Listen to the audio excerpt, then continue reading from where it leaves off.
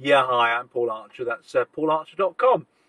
Just stopped over at a little service station here on the motorway, pick up a cup of coffee and some fuel, and thought I'd have a quick few words with you about something that we did today. I was working with some clients today, and we were doing coaching. We were teaching these people how to do coaching of their salespeople. And as usual, when we're teaching people to coach, there's lots of really big revelations coming through, particularly the standard coaching stuff.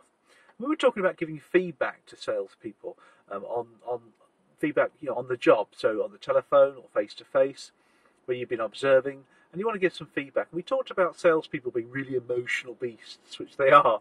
Maybe not beasts, but they're certainly emotional because they live on their emotions and their pride and their egos. And I've met many salespeople who've got big egos. I can assure you of that one. But that's a good thing because you've got to be confident in the job. Now, that's actually a good example of the sort of thing we talked about, ego and confidence. Come back to that in a second. Anyway, we talked about giving feedback, and we shared a couple of feedback models.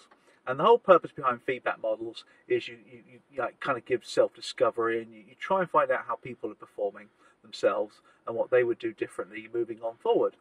And that's all well and good, and that works. But we then talked about giving people straight feedback. And I made the point about giving a positive piece of feedback, then an alternative. So positive piece of feedback's really cool. Of course it is. And you've got to be able to acknowledge people and see what they're all about and what's important to those people. Then you've got to give them a bit of feedback which makes them better. And I said to them, don't pick out weaknesses. Don't show people weaknesses. What I want you to do is to show people an alternative way of doing it, a better way of doing something, an alternative, rather than picking on weaknesses and criticising people. And the guys and girls pretty much got that, which made an awful lot of sense to them, really. And then I said we started talking about weaknesses. Sometimes we like to accelerate on positives as opposed to focusing on weaknesses. Let's accelerate on positives. We made the point that most people's weaknesses are actually strengths that are on steroids, as I call it. Now, I talked about confidence and ego, didn't I, a minute ago? Now, I've met a lot of people with egos, and you probably have as well.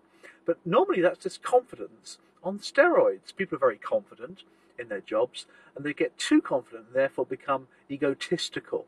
Most weaknesses, if you think about it, are strengths on steroids or strengths overdone. So sometimes if we enhance upon people's strengths rather than focusing on weaknesses, it can actually have a good effect as well. Alternatives, strengths, focusing in those areas really helps people, salespeople especially, by when you're giving them feedback, when you're looking at observing them in a sales role. So focus on that. Do give feedback to people. Use a model if you can do. These things all work. The sandwich works by giving a positive, then giving an alternative, then giving an overall positive, good impression. Really, really works for salespeople. Hey, hope you found that useful. And my name's Paul Archer. That's paularcher.com. Speak to you soon. Bye.